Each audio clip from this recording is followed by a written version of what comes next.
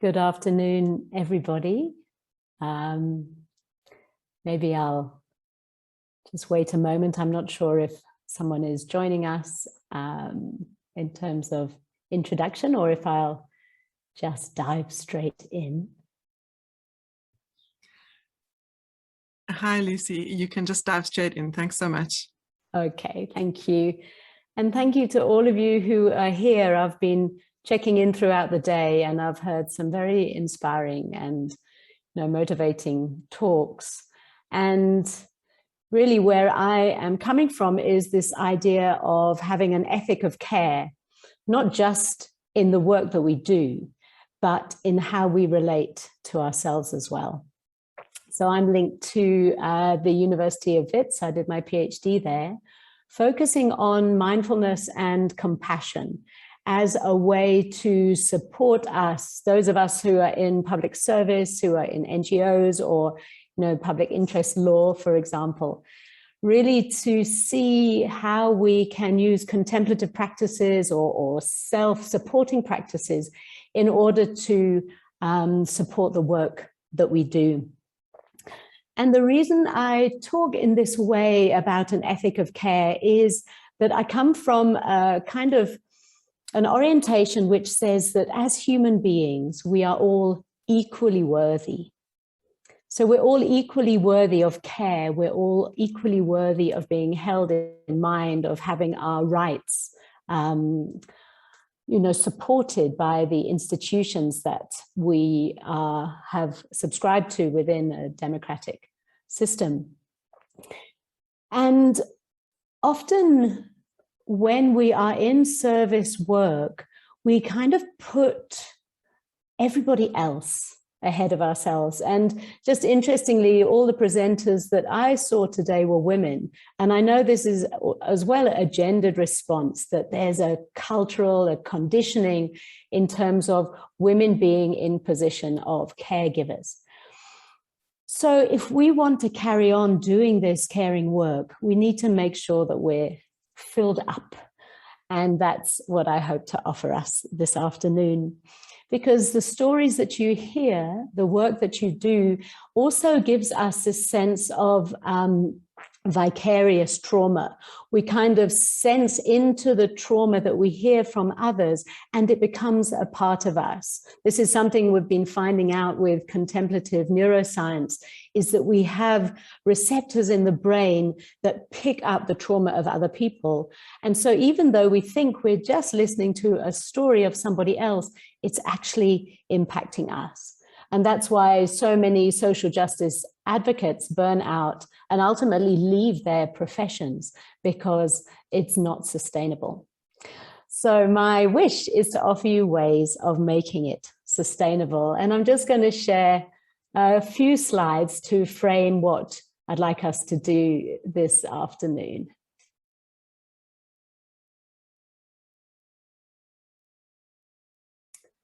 So here we are in our self-care session, and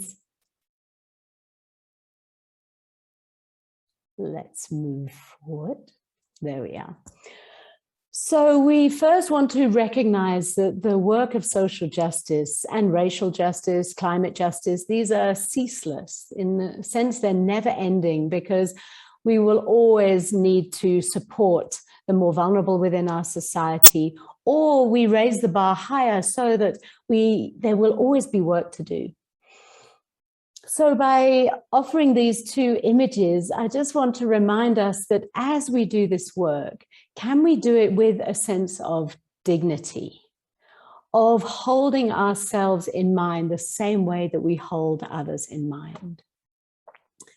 And can we do this with a sense of lightness, still managing to see the beauty in the world, even though, as in the second image, there may be tanks rolling along behind us?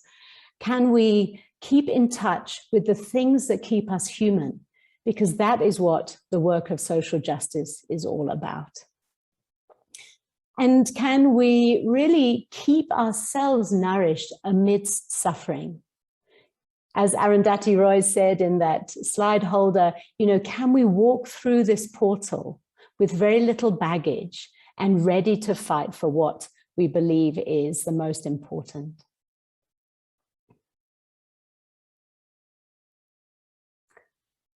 So what we've been finding, let me just go back maybe, what we've been finding in my department, Drama for Life, which works with social justice activists. And, you know, these are young, very passionate people who want to change the world. And before COVID, they were mainly motivated by this passion, often by anger as well, because these are people who may have experienced personal traumas and suffering, which has actually mobilized their work. And what we started finding during the pandemic, we were losing touch with community. We weren't able to work together to see each other, and people were becoming very isolated, as well as that whole sense of grief of what's happening and this ungroundedness. And we noticed our students shifting from this fight mode, this kind of activating hyper-arousal where there's a lot going on and we're boosted by adrenaline to keep doing the work we choose to do. They were shifting into hypo-arousal. So this sense of overwhelm, of helplessness, of not really being able to mobilize and move forward. And this is something that we discussed as a community of how can we offer greater support so that we can actually help to train the most skillful type of activist, someone who is operating from that ethic of care, operating from compassion, more so than from anger or frustration, but still recognizing how anger at least gets us active. Whereas when we feel overwhelmed, we lose touch with the work that gives us a sense of purpose in life. So some of you may be familiar with this slide. It's a work of Dan Siegel and others looking at a window of tolerance. And when we are in a balanced state, when our nervous system is healthy, then we gently move up and down through a bit of arousal. We get active, we move, we march, we protest, we go to the law courts, whatever we need to do. And then we have times to relax and release and let things go. And it's a balanced flow. But during times of extreme stress, of traumatic experience, particularly global trauma, or as well traumas within our own personal lives or our communities, then we start switching out of this window of tolerance. And as I mentioned, we can go into one of two places. And what I'd love you to do as I speak is to pop into the chat box where you noticed that you went during this time. So getting a sense of, sorry, let me go backwards, getting a sense of your own personal response to the time within pandemic, in lockdowns, particularly that third wave when it was winter and we're already in a freeze response. So when we're in hyperarousal, we tend to get stuck on.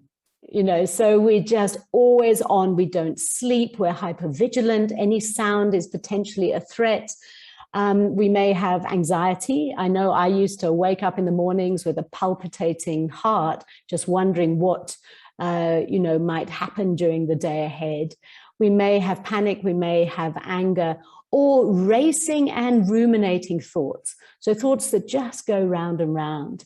We find an inability to relax or to sleep. And many people develop digestive problems as well because our gut, our body, reflects this trauma too. So that's when we're in hyperarousal. But also we can be stuck off. So we go into this shutdown, this disorientation or numbness, or even a disassociation where we actually forget that we are an embodied mind, or we have a body, we only feel only experience these thoughts that kind of keep us trapped.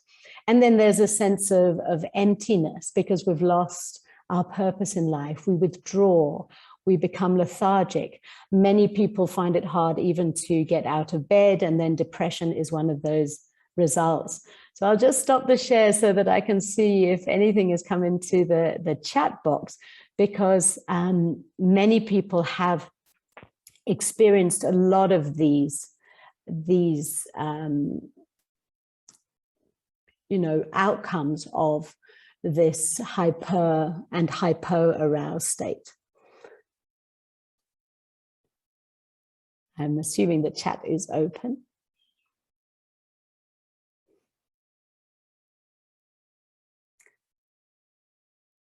Yeah, so a sense of emptiness in terms of maybe not having that feeling of purpose, and particularly feeling of community. Off, yeah. Withdrawal. So for many of you, maybe in your earlier career, you were stuck on, there was that sense of quite vitality and enthusiasm with the work, but now it's shifted to that hypoarousal. Yes, lonely, withdrawn. Thank you for those who have answered. Let's move back on to look at the rest of the slides, and then we will go into our practice.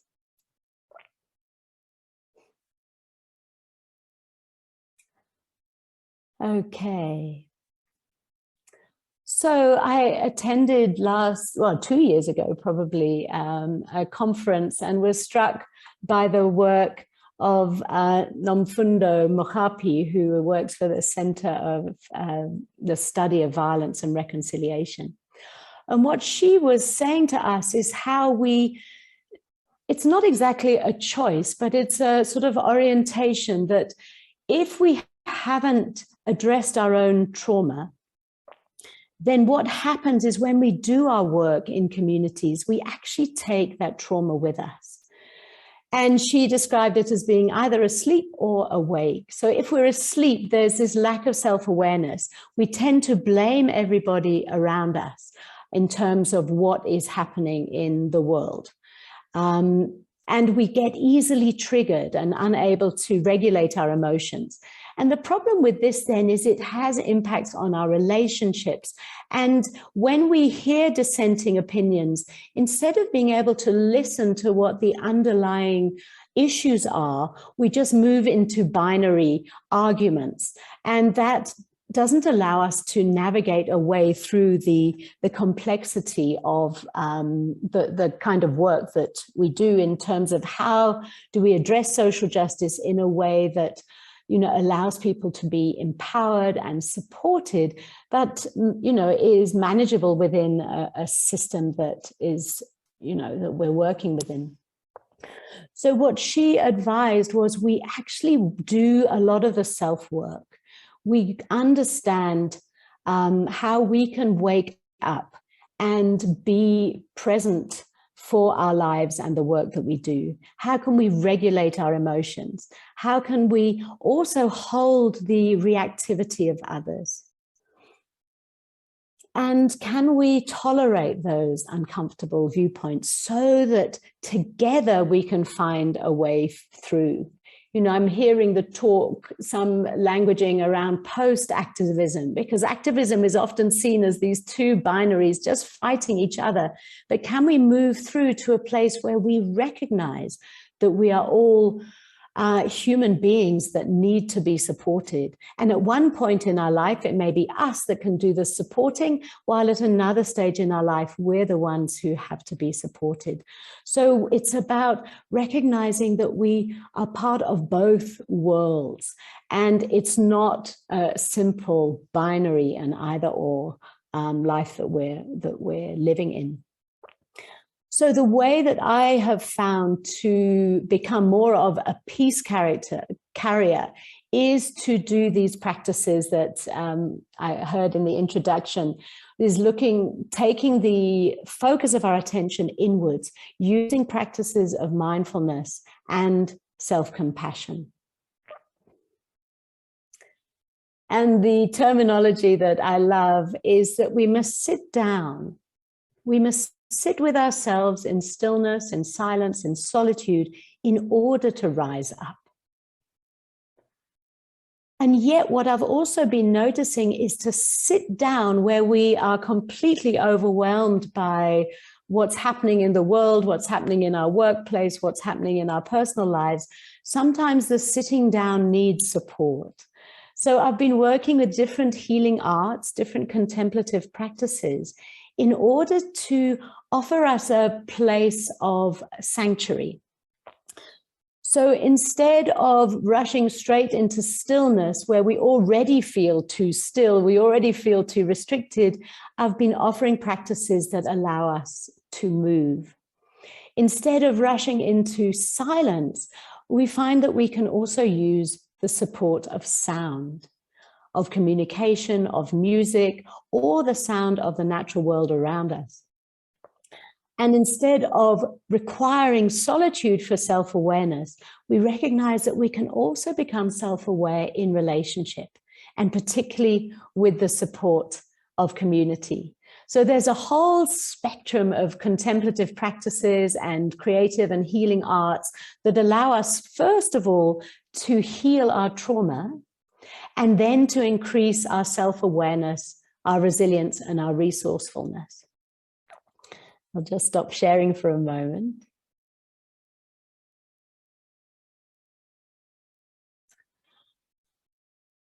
So there's this, sense that we need to integrate both our body and our mind in the work that we do. When we were talking about this conference, and I know in the academic world as well, we often prioritize our brains, our heads. And the contemplative neuroscience world is no different. There's been a lot of focus on the brain and what we need to, how we can train the brain or train the mind in order to change the brain. And a lot of the practices are about how do we train our prefrontal cortex. So that's the place of our rational thought, it's the place of emotion regulation, and it's also the place where we get these incredibly creative ideas, where we can see a situation and then find a different way in.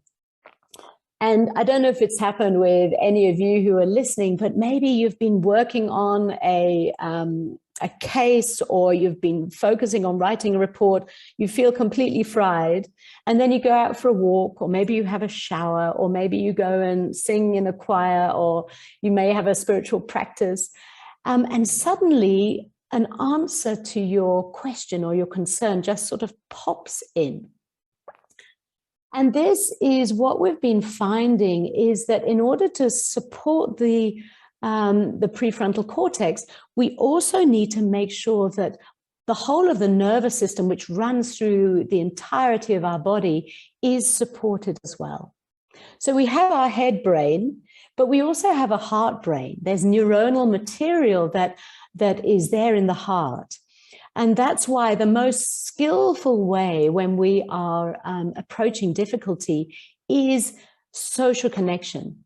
The most helpful thing we can do is to come into relationship, to look somebody in the eyes, to let them, support us, even with physical touch. That's how we as a human animal feels the most contained and the most supported at difficult times. So we have this heart brain. We also have the gut brain, which is a clear indicator of when we're not okay. Many people, as I mentioned, get digestive disorders or get pain in the gut, stomach aches. Those of you with children know that when they're afraid or not wanting to go to school, it's usually a stomach ache that happens to them. And not just for children, let's be honest. So what we want to do is work with obviously our head brain, but also acknowledging the heart brain and the belly brain, because that is where the nervous system flows. So maybe can I just see like a little, maybe use one of the reactions, the thumbs up or something, if you're in a public place right now, because I'm going to ask you to stand up, and I just want to check that there's not too many people who won't be able to participate. I'm just scrolling through. I can't see any hands up. So maybe we're fine. Most of you are in your own private space. Okay. So I invite you to stand up And I'm going to just put on a little bit of music.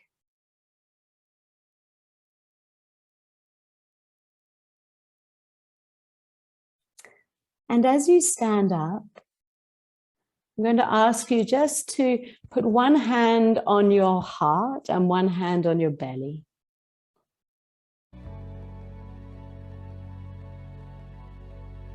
I hope you can hear the music. Maybe Lisa can give me a thumbs up, or someone in the chat can just say, yes, we can hear the music.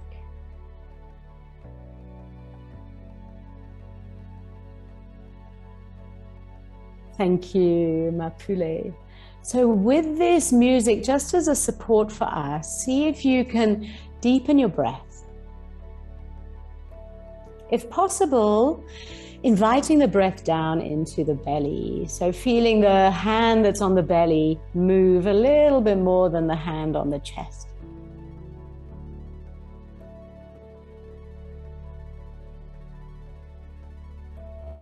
Letting your breath slow down, and if it's helpful, blowing out through the lips as if you were blowing through a straw. Just to slow down the out-breath. So this is how we bring our parasympathetic nervous system online.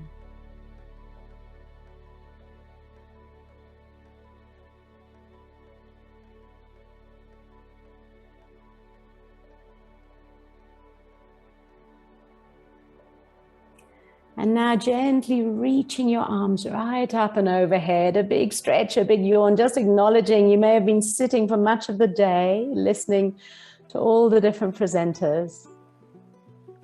So have a stretch. And as the music changes, maybe just honor that. Start moving from side to side on your feet.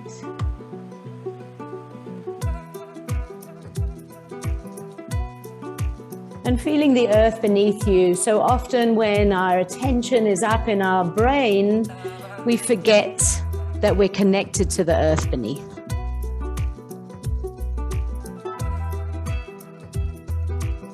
Letting the hips sway a little bit.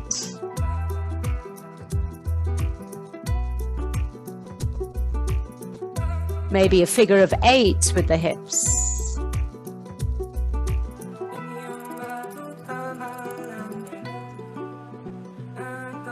And then noticing how the shoulders may also want to participate. So they tend to be linked to the hips. Rolling, maybe lifting them up to the ears and rolling them down.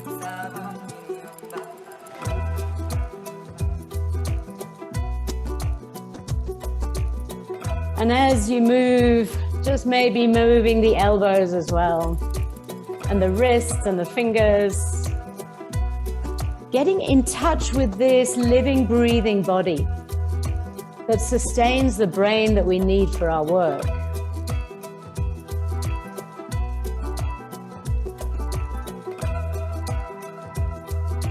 Making sure the breath is still full and deep.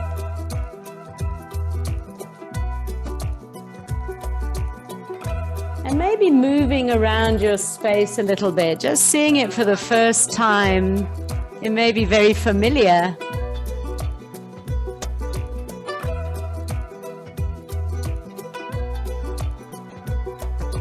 But opening your eyes in a way that sees something new and fresh.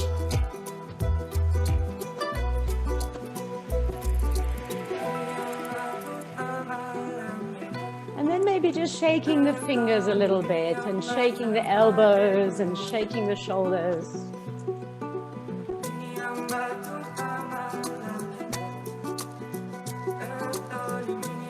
This is a very instinctive way that we release tension, frustration, trauma from the body.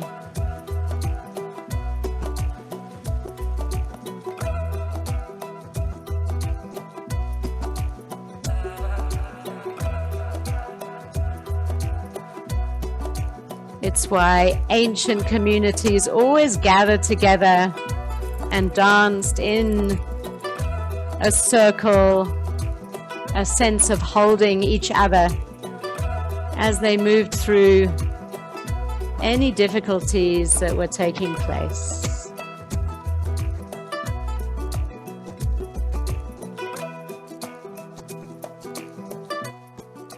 And coming back to stillness, just noticing if anything has shifted with your breath.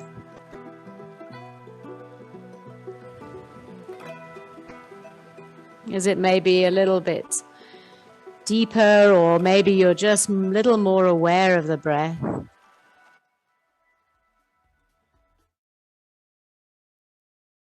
And then you may like to settle yourself back down into your chair. Or you're also welcome, with videos off, of course, you're welcome to lie down on a sofa, on your bed, on the floor. Sometimes when we lie down completely, we may fall asleep, because that's how we've trained our mind, that when we're still, it means sleep. But we can also sit or lie down with this sense of mindful awareness. And that's when we hold both wakefulness, so attentiveness and holding open a place for creativity and inspiration, and we hold that alongside relaxation. And that's not something many of us do experience. When we are awake, we're often hypervigilant. We're right on the far end of the spectrum. When we're relaxed, we often move into sleep. So this is a chance to bring both of those capacities together, wakefulness, awareness, with a sense of ease. And so I'm going to guide you now through a practice that I call the ABC. And the A stands for awareness, what we notice in this present moment. And I was talking to someone the other day who was going through a time of difficulty. And when I was speaking to them, I realized that all their difficulty lay in yearning for something that happened in the past. So the mind shifting into the past, and then a fear of what would happen in the future. So those are two places you probably recognize within yourself that we can get depressed, we can get upset if we're yearning for something that is now gone, or if we are anxious about something that may happen. So these practices of mindfulness, foundational practices that help us train the brain, bring us into the present moment. And that really is the only moment that we have agency. So seeing if you can get 5 or 10% more comfortable as you relax onto your chair or onto your bed or onto the floor. And as I said, we'll start with awareness of the present moment. Then we'll move into the B, the breath. And then whatever we notice, we'll offer it C, which is the sense of care and compassion.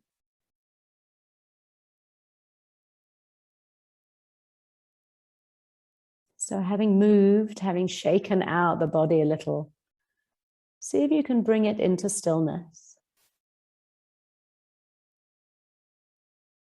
Allowing the spine to be long, and then all the skin and the muscles to drape over the skeleton, becoming as soft as possible.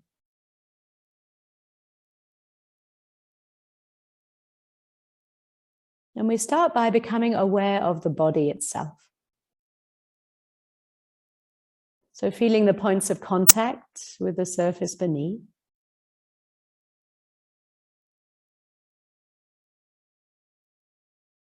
Maybe feeling temperature of the air against your skin or the texture of clothing.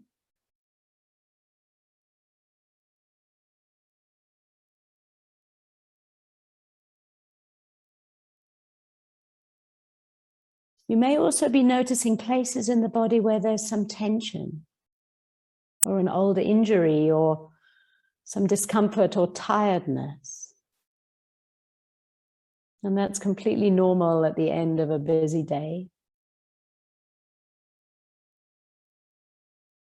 So just notice if the parts of your body that feel comfortable, feel spacious and open, can take care of the place in your body that feels tense or uncomfortable in some way.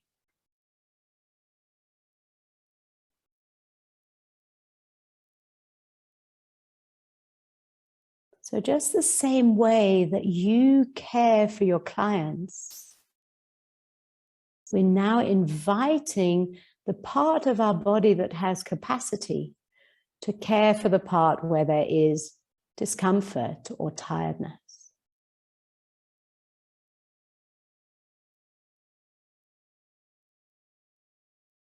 And sometimes, of course, we feel that the whole of us is exhausted.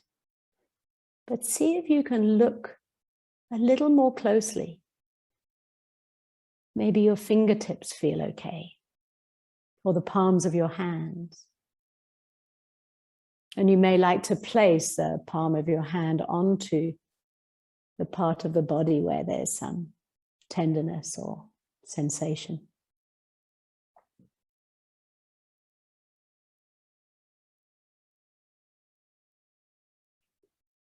So having brought awareness to the body, we now move into our emotional world, bring awareness to the heart. So just naming for yourself what feeling, emotion is with you right now.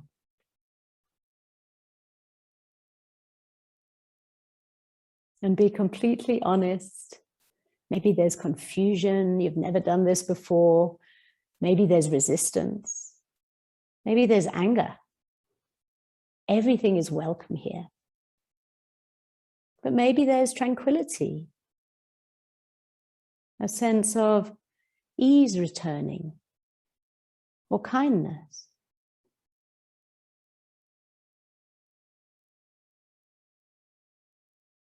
And very often there are two feelings that coexist, that seem to disagree with each other. Maybe there's skepticism, but also relief.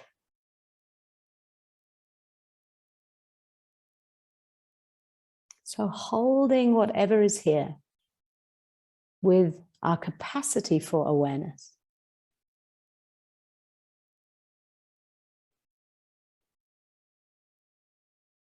And allowing whatever emotion we feel to be here.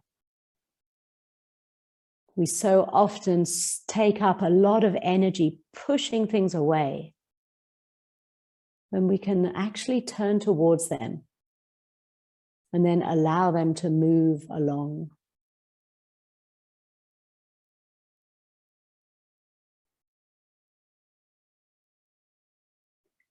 And next we bring awareness to the world of thoughts, of ideas, of images. So notice what thoughts are going around in your mind right now.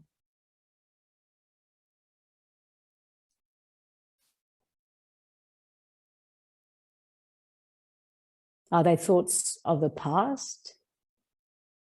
Maybe something that you heard today during the sessions? Are they thoughts about the future? Maybe planning the rest of your day or tomorrow?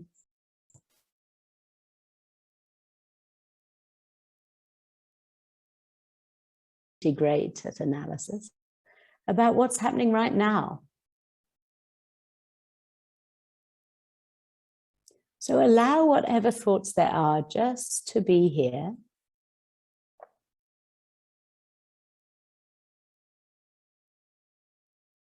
And then we'll move into B, the B of breath. So letting physical sensations, thoughts, feelings all exist in this moment, even if they're uncomfortable. And now focusing attention in on the breath, just noticing how the mind responds when it's given a specific task. So feel a gentle expansion as you breathe in, the softening as you breathe out.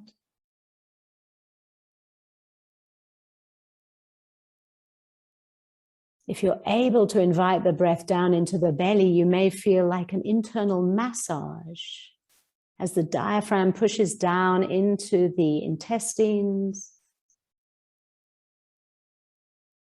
It often makes the tummy gurgle, so don't worry if that's happening.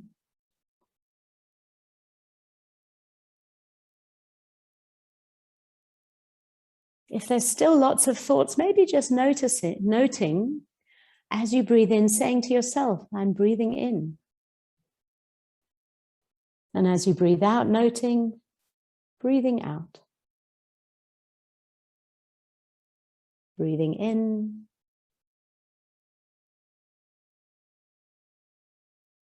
Breathing out.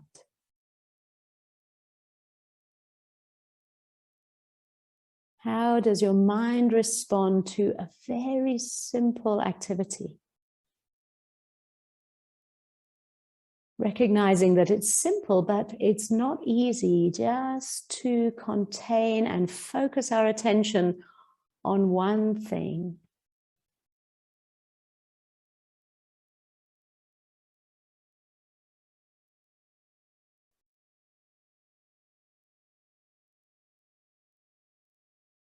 And counting for yourself 5 more breaths, inhaling and exhaling.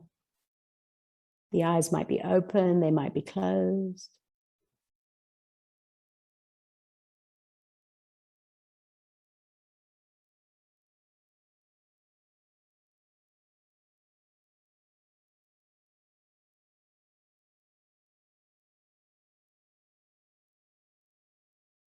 And your last deep conscious breath.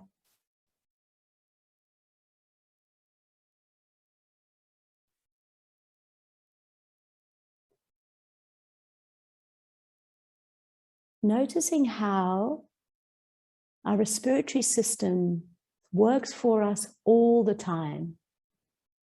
It's part of our autonomic nervous system. We breathe when we're asleep, when our mind is elsewhere. But it also holds such a key to our own care of ourselves. Because when we regulate the breath, when we invite a deeper breath, it sends a message to the brain that I can feel safer now, I can relax, I can rest a little. Even in the midst of a day, we can take a few calming breaths.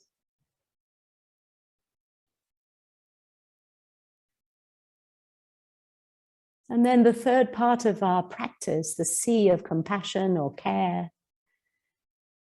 is to recognize that when we do these practices that invite us to turn our attention inwards, we often notice difficulty. So it's a chance to give to ourselves just the same attention and care that we give to our families, to our community, to our clients, those whose rights you're defending. Can you defend your own right to relax? Your own right to turn off and care for this body and mind of yours.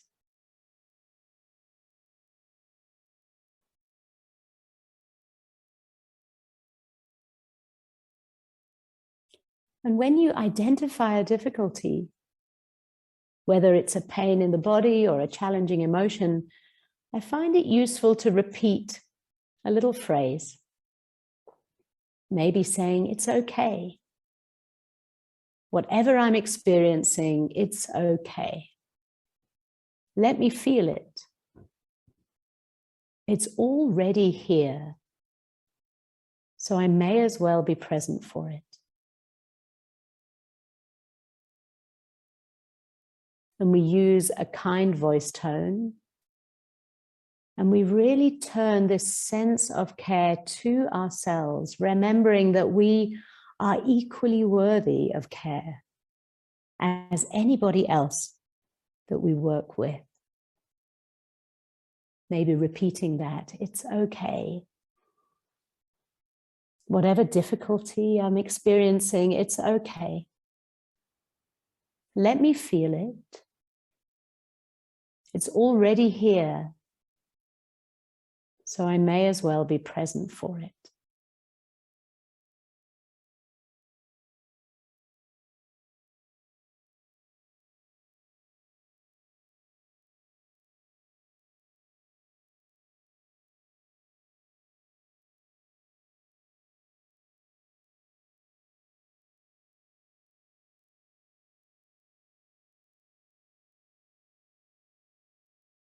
And checking in,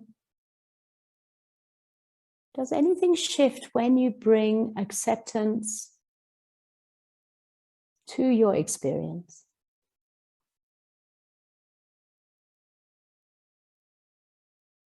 Instead of trying to fix or fight, can we respond to our inner world slightly differently from the way we respond to the outer world?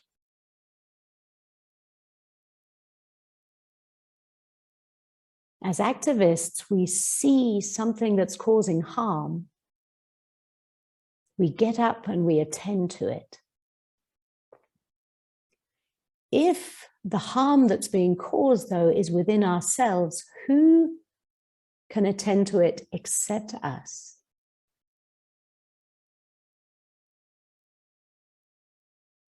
So we work with our inner world in a slightly different way than we work with the outer world.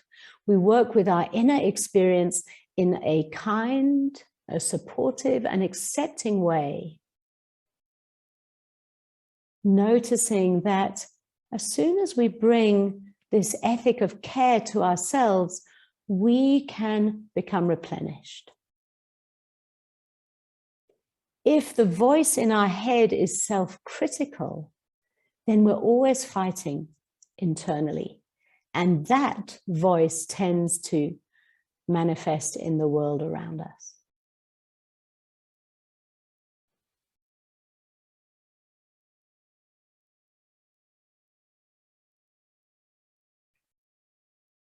So just starting to move a little bit once again. If you're lying down, you may want to wiggle your toes and your fingers initially. If you're sitting up, you may want to have a big stretch.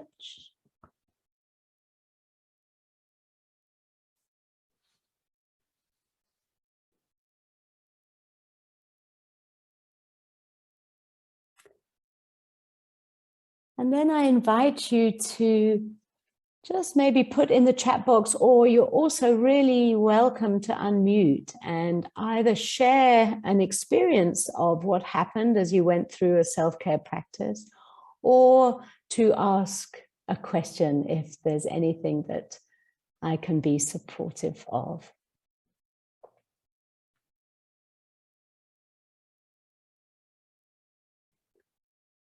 And while you're typing or thinking, you know, maybe just for me to explain why I do this work.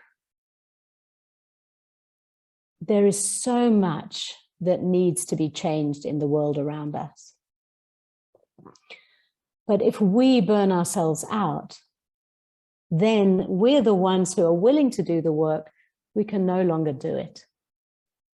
We're the ones who've had the training, we've got the experience. And so often it's those people who, in a sense, you know, it's their time to be stepping back and passing on and training others, but they become so fatigued that they leave the activist world altogether.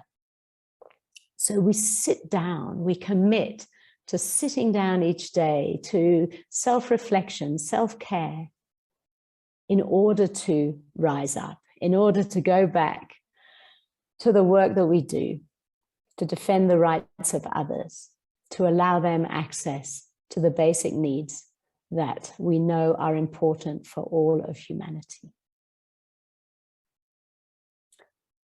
So if you'd like to speak, I'll just scroll through the names and see. You're welcome to put up a hand, or as I say, just put something into the chat box.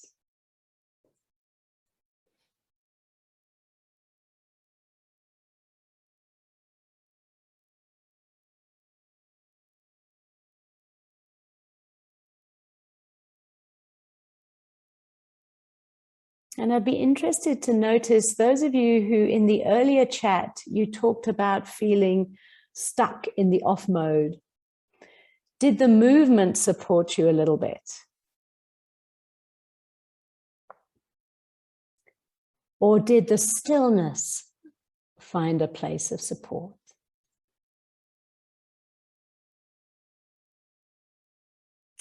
So there's a wonderful question, thank you, coming through from Lisa, saying it feels so much easier to be kind to ourselves when someone else creates that space. Absolutely. So any advice for how we might do that for ourselves more often?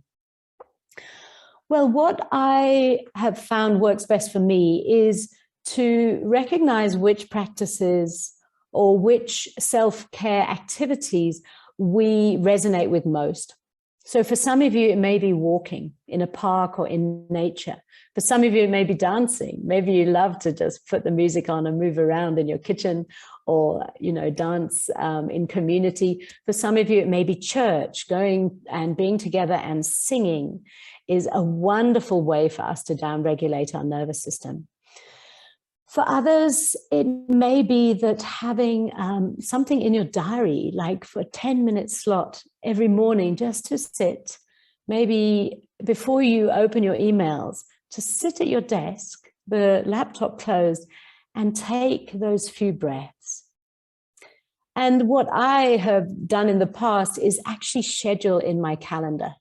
So to say, this is my time. A lot of spiritual traditions use the concept of the tithe or zakat. You know, this idea of offering 10% of your time, your energy, your money to community. Now, of course, many of you offer a lot more than 10% to community. You're in service all the time. So why not offer that 10% to yourself? I started trying to, you know, think, okay, if I'm asleep for 8 hours, then I've got 16 hours left in the day. If I offer 10% of that to me, then I can put aside an hour, maybe half an hour in the morning, half an hour in the evening, to do something that is wholesome and nourishing. And of course, bringing in kind of awareness in the midst of our day is also really powerful. So when you eat mindfully, use all the senses, the sense of taste, obviously, but also smell and sight and the texture of the food. Really eat in a way that says, I am nourishing myself now so that I can carry on doing the work that I need to do. Thank you for that question. I hope I answered or gave some ideas, Lisa. I see a few other questions coming in. From Tiane, how do you recommend we deal with what happens in the space between the outer world and the inner world, that is injustice within the social justice sector? Yeah, I mean, this is what your work is about. And there's a wonderful quote, what is it, that justice is love made visible, or, you know, something like that. It's when we are dealing with injustice, we do need to attend to it. Another talk that I heard was, you know, someone said, I got so exhausted fishing people out of the river that I decided to go upstream and find out who was throwing them in. And then that is the shift to your work. That's the social justice work. Stop people from being thrown in the river. Don't just fish them out. But remember too, there's a role for everyone. So maybe your role is that upstream, stopping people from dehumanizing others. There are other people, their role is a healing role. They're the ones who will fish them out of the river and put them back together. So there's a role for everyone. in terms of self-care practices, what my wish for you is that while you are doing that hard work that requires clarity, it requires a fueling from, a real clear sense of what is causing a problem, that you don't allow that to turn inwards, so that the outer world that feels so inhuman doesn't now become an inner space. We must keep our humanity primarily for ourselves, because then it can spread out to others. So thank you for that question. During the pandemic, I'd recognized that the pandemic would impact them so much. Of course, you're not performing to your usual standard. It's a pandemic. Then to myself, I'd never feel the same. So I'd get angry and disappointed. I couldn't offer myself the same grace that I offered to others. We all have higher standards for ourselves than we do for other people. There's often a perfectionist streak that is necessary in the work. I would want my lawyer to be a perfectionist, but we are also just human. So we do need to be able to have this gentle voice for ourselves, because, I don't know, maybe think back, maybe you were in a sports team or just at school with a teacher. Who did you actually work hardest for? Was it the person that criticized you all the time? Was it the one who said, you're useless, you're not going to get on my team if you don't practice? Or was it someone who coached you, who mentored you, who built on your strengths and then slowly allowed your weaknesses to be attended to? For me, I find if all I do is focus on my weaknesses, they seem to get bigger and bigger. Whereas if I focus on my strengths, the weaknesses somehow, we can attend to them because they are held, they're sort of balanced alongside the strengths. But if you find that self-critical voice, then see if you can shift over and remind yourself, what am I also doing that's helpful? Hold the two together. And there's a slide I'll put up just at the end of our session and also ask you to comment. But how can we support our weaknesses, our imperfections with our strengths? And some of the work that I'm moving into now is really kind of tapping into our ancestry. So recognizing that our ancestors must have been pretty shrewd people. The fact that they stayed alive and they lived long enough to have the next generation, and that they were able to give birth to us. Our ancestors had skills and capacities that helped them to navigate the complexities of the world that they lived in, their different pandemics. We also have those skills because we've inherited them. So if at a certain point you feel depleted, you feel that you're not living up to your own standards, kind of lean back into that support, whatever it is for you. So for some of us, it may be ancestry. For others, it may be your religious or your spiritual tradition. You might want to sort of lean back into those who've come before and get a sense of asking for advice. So the distinction I sometimes make is that prayer is speaking to our higher power, our God, or, asking for help, and mindfulness is listening. So we need to be able to hear, to gain that inner insight into how to move forward. Okay, thank you. A few more questions. How do you release emotion in a healthy way when you immediately feel a said emotion in instances where you cannot immediately dance or get away to walk? Yeah, you're so right. So what we tend to teach on the mindfulness training is practice these skills in a less emotionally charged environment. Kind of build up the capacity. So first thing in the morning, maybe there's a little place of peace in your home. It may not be, you may have children who have to rush around. But if you can carve out a moment of peacefulness, or a moment where you can just train yourself to observe what you're feeling. Because awareness is with us all the time. Emotions, thoughts, body sensations, they just simply move through our awareness. And what we find is if we can train the mind to be aware of what is going through, we feel it arising, but we also can then feel it passing. So let's say, Calvin, you're referring to an emotion like anger, like that's really powerful. And I remember when I started doing this training, I would feel the anger, it would rise from my belly, it would rise up into my chest, my shoulders would lift, my fists would clench, my jaw would clench, my fists would tense, because anger is our fight or flight mode. So what I would do is feeling that anger, and just in a particular moment is take a breath. On the out breath, see where I could soften, where I could release the jaw, where I could release the shoulders, where I could release the clenched fists.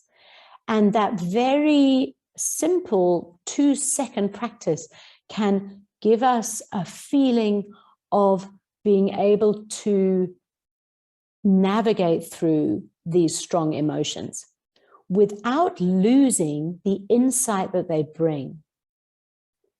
So anger usually arises where harm is being caused, either harm to someone we care about or a community we care about, or harm to ourselves. Anger says a boundary has been crossed. The difficulty with anger is that if we retaliate back with anger, we put someone else into their threat system. And then we can never find a skillful way through. It just becomes this match of anger meeting anger. And there are countries that we know where retaliation has been going on for generations. So if you can feel something like anger arising, become incredibly aware of your body. Then take a deep in-breath. Allow a slow out-breath. No one even needs to notice that you're doing it. See where you can soften.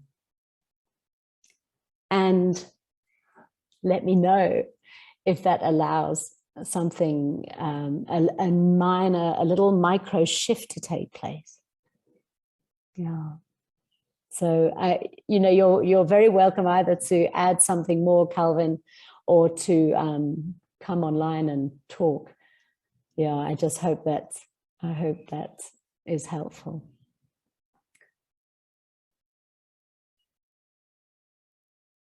I'm just rereading Nicola's question. Okay, yeah.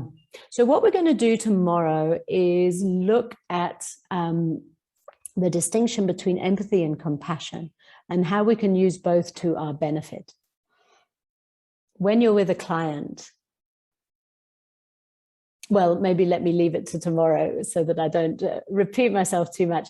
But these are two skills which are really important. The thing with empathy is it allows us to feel someone else's feelings. And this is why I mentioned at the start, it can give us vicarious trauma. So tomorrow we'll look specifically at practices around compassion, which means we can take care of those feelings that have come from somebody else. We have what's called mirror neurons in the brain. They're receivers of other people's emotion. So we tend to feel what other people feel. Or we don't want to feel what someone else is feeling, so we cut off. We kind of dismember ourselves. And the difficulty of that response is that we actually then lose the humanity that brought us into the work. But it's what so often happens with burnout. So it's something really to notice. Yeah, I see there's a hand up from Lisa. Would you like to unmute? Hi, Lucy. Hi there. So I wanted to firstly, thanks so much for this. It's a big relief.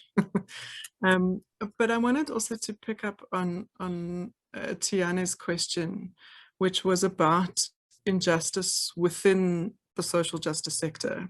So about what happens when the places we thought were safe or should be safe are not. And I suspect that they're asking because of the the past couple of years in the sector have been tough ones, doing a lot of work on transformation, dealing with a lot of sexual harassment complaints. And it's really kind of forced us to rethink this idea of sanctuary, and what sanctuary looks like or should look like. And I think it's such an important set of issues to be grappling with, because this work is so exhausting at the best of times, when we're fighting externally, that if those fights must be internal fights as well, then it really just gets overwhelming. So I was just kind of wondering if you had any sort of thoughts or guides for us on that. Wow. Yeah, I mean, this is really, it's such a challenge. And I remember I used to work in the NGO space in Botswana. And of course, there was always this competing for resources.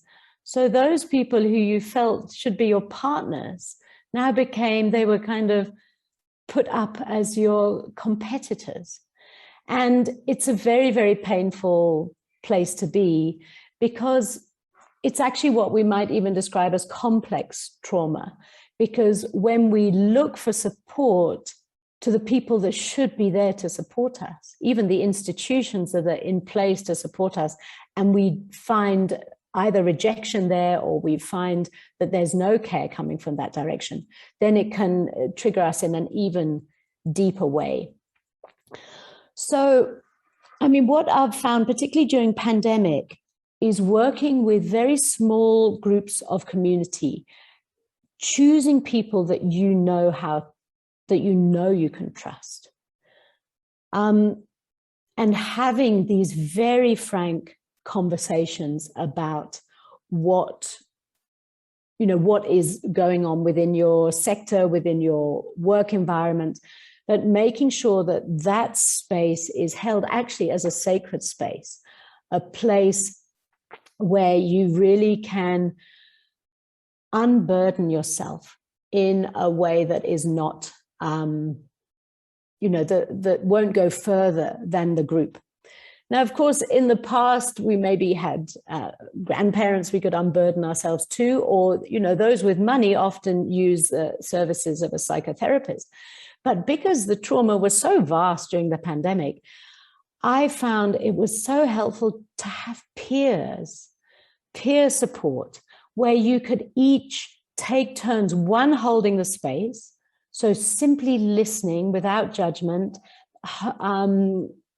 offering some, compassionate sounds like yes, or, I hear you, but without any trying to fix, those sort of things. It may be that a way of fixing them comes up, but that's not the purpose of these peer mentoring groups.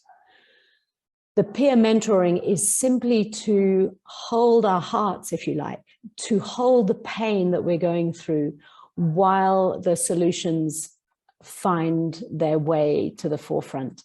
And yes, maybe it's through transformation work, maybe it's through workshops, but that all takes time. And in the meantime, we have to keep going. So peer support, and again, scheduling that, making that as an important part of your calendar as the other work. What I've found a sort of surprising gift of mindfulness is that when we are able to be present for our own difficulties without pushing them away or without going into them so deeply that we become overwhelmed, we learn that all difficulties move through. The same way we often say, use the metaphor of clouds will move through a sky. So when we cultivate awareness, we notice how we get triggered, and then that dies away. So we do return to an equilibrium. So once we have been able to cultivate that capacity within ourselves, it's very easy then to be a peer support for someone else, just to listen to their difficulty and not try and fix anything. So that, yeah, maybe that's a suggestion. And of course, you know, other sort of healing work, ritual, community. Those are the things that I've found supportive. And of course, I don't know the specifics of each of the issues, but I know that it happens in every single institution, that when we are fighting some external oppressor, there's an element of that within ourselves, and that plays out, whether it's in terms of gender or race or you know, economics. Those things that we are trying to work on in the external world play out within our own organizations. So it's not that you're doing things wrong, it's just that that's the nature of us as humans. When we haven't resolved our own inner issues, they play out somewhere. You know, some people seem incredibly, they seem to be able to hold themselves together, maybe they're in a leadership role, but they get home and they are abusive to their family members. So we have to sort of work out the difference between our humanity and the role that we play, and slowly bring those two into some sort of alignment. I hope that has just offered some sort of support and recognition that it happens everywhere. In fact, there's a course that I'm putting together at the moment on compassionate communication, and it's based on nonviolent communication. And the reason me and my colleague put it together is that we actually found we had a lot of conflicts within spiritual community. So the community that you go to for support, for sustenance, is the place that you get into conflict. And it just seems so wrong. And I imagine it's the same, you know, within social justice arenas. So Tiani, I see your hand is up. I'd love to even see your face, but to hear your voice, that would be great. As much as I would like to show my face, I'm sorry. I won't be able to right now. But no, thank you, Lisa, for explaining my question, and thank you, Lucy, for your response. Really appreciate that. I guess what I'm also trying to communicate is, as your response is also seems to be indicating, is that this is a tricky situation and a difficult one to deal with. But for me personally, it's a fact that you work in a sector of social justice where you mostly work with people who are in desperate situations, and you find that people who've committed these acts, they still remain in the sector. And then now you find that you now end up carrying the burden of those feelings and the frustration of the situation not being resolved. And also, you also find yourself now, which is, I think is healthy, you find yourself questioning yourself as well as to who am I to be, you know, this much bothered about this situation. Am I trying to say that I'm better than the other person who has committed this act? And so basically what I'm grappling with, what I'm trying to resolve for myself is, now when you find yourself in a situation where you seem to be stuck with injustice and the perpetrator still being in their spaces, then how do you deal with those difficulties for yourself? Because now for me, it feels like the burden falls on the other people to continue grappling and trying to navigate the space with this difficulty. I don't know. Yeah. So for me, it's really about how do I process this in a way that's healthy for me? Thank you. That's such an important question, because what you're speaking to is taking that full, radical personal responsibility, because we may never be able to change somebody else. What I've found helpful, there's a story, one of the mindfulness teachers globally is called Tara Brach. She's written some lovely work. And she often tells this story about seeing like a dog that is aggressive and attacking, and it's actually, you know, you walk by and you're frightened that you're going to get your leg bitten, and you immediately go into threat mode, or you go into anger and want to kick the dog. But then suddenly you notice that that dog has its leg in a trap. And the reason it's acting out is because it is in pain. And I've found this just a very supportive story for myself, that if someone is behaving despicably, I first try and recognize that they would only do that if they themselves are in pain. They must be suffering to behave in that way. And it doesn't justify them spreading that suffering around, absolutely not. But what it allows us to do is to cultivate a place in our own hearts of understanding, and then we can choose much more clearly what our own skillful path is going to be. Do we want to face that issue directly and try and resolve it? Do we want to move away? You know, can we just be incredibly clear about what our own course of action is? Some people, we will never change them, I'm afraid.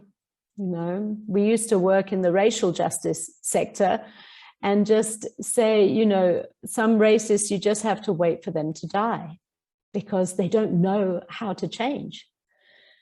And I'm not using that as a justification at all.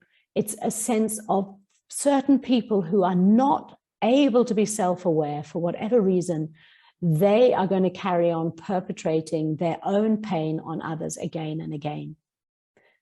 We, however, have a capacity to care for ourselves, to make choices about what we do in the situation. And sometimes the very act of kind of unraveling ourselves from a situation, imagine it's a tug of war. If you kind of let go of your end of the rope, that person has nothing now to fight against. And then you are free to make your own choice in terms of how to act and what to do. And maybe to shift your focus from that person who may be older generation to how do we work now with the younger generation? How do we use the pain that we've experienced and put in place processes that mean the next generation doesn't have to experience what we've done or what, you know, happened to us. So just to, let you know, all of those of you who've experienced these sort of difficulties, it's tragically too common because we're human beings and we're in pain and we just lash out at other people. And that's why we're always going to need social justice activists and lawyers. So I had just one more slide. I see the time is coming to an end. So there's just one more slide, which I wanted to use as a question. And this is the work of Rebecca Solnit, someone who I really enjoy reading in terms of how to sustain activists. And her book is called Hope in the Dark. And here is what she says. For those on a phone, you might not be able to read. She says, together we are very powerful, and we have a seldom told, seldom remembered history of victories and transformations that can give us confidence that, yes, we can change the world, because we have many times before.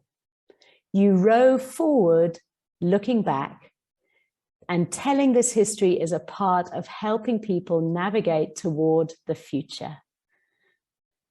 So what I'd love us to end with is maybe just put into the chat any successes, any victories that you have had in this last year. Because we tend to focus so much on the problems that it takes up the whole of our mind space. If we can now and again mark our victories, ritualize them, celebrate them, it gives us the power to keep rowing into the dark, into the place that we cannot see. We never know what the future will hold, but we do know what past victories we have had. So it would be lovely just to close with some acknowledgement of where you have had some successes in this last very difficult year.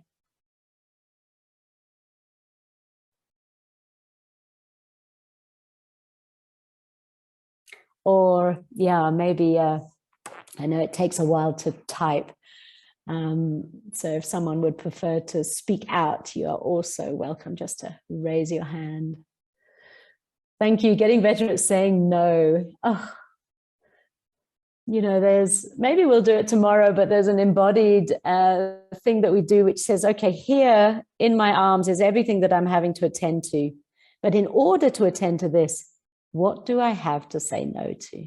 What boundary do I need to put in place? Because sometimes actually it's our ego that wants to say, yes, yes, yes, of course I can solve that problem. But there may be a better person to solve that particular problem. By passing it on to someone else, we may actually be empowering others. We may actually be doing better. Survival. Yes, yeah, getting through this year, you know, a big pat on the back for everybody. And acknowledging too, as you say, that it's our relationships that sustain us. So that can be family relationships, it can be friends, but we can also formalize that into these peer mentoring groups, really acknowledging how relationships are what give us the capacity to go on. Because as I mentioned right at the start, when we face threat, we either go into fight and flight or we go into freeze mode, but the more skillful response is to move into social connection, to actually look someone in the eye, to give someone a hug. Our bodies really need touch, and to be able to recognize the humanity in others allows us to find our own humanity at times when we feel we're losing it. Plants, absolutely. You know, I love nature because it reminds us that there's winter. Everything seems dead, but then it comes alive again afterwards. So thank you, everyone. I realize I've gone over time by 2 minutes, but I will hopefully see many of you tomorrow morning. And thank you, Lisa, for inviting me to run the session. I so appreciate you all and the work that you do. Lucy, thank you so much. This has been wonderful. I find it enormously helpful. And one of the things that struck me was how, you know, in the work that we do as social justice activists, what we're doing every day is applying a systemic analysis to things. We're figuring out how to construct and frame issues as systemic. And yet when it comes to ourselves and our well-being, it's all very kind of individual and isolated. So this kind of session can be very helpful in countering that. So thank you. And thank you to all of you who have stayed to the bitter end. Congrats for being the people that prioritize self-care. That bodes well for your future resilience. And if you feel like you need more of this in your life, there's good news. Lucy will be back tomorrow morning at 8:45 for a session in which she'll be kind of guiding us through how to develop and deepen our self-compassion practices. So please do join us again then. Just remember that there's a different link for day 2. So if you haven't registered for day 2 yet, you'll need to do that just to sign in with the new link. So yeah, let's leave it there. Thanks everybody. Thanks Lucy. We'll see you all tomorrow. Thank you. Take care.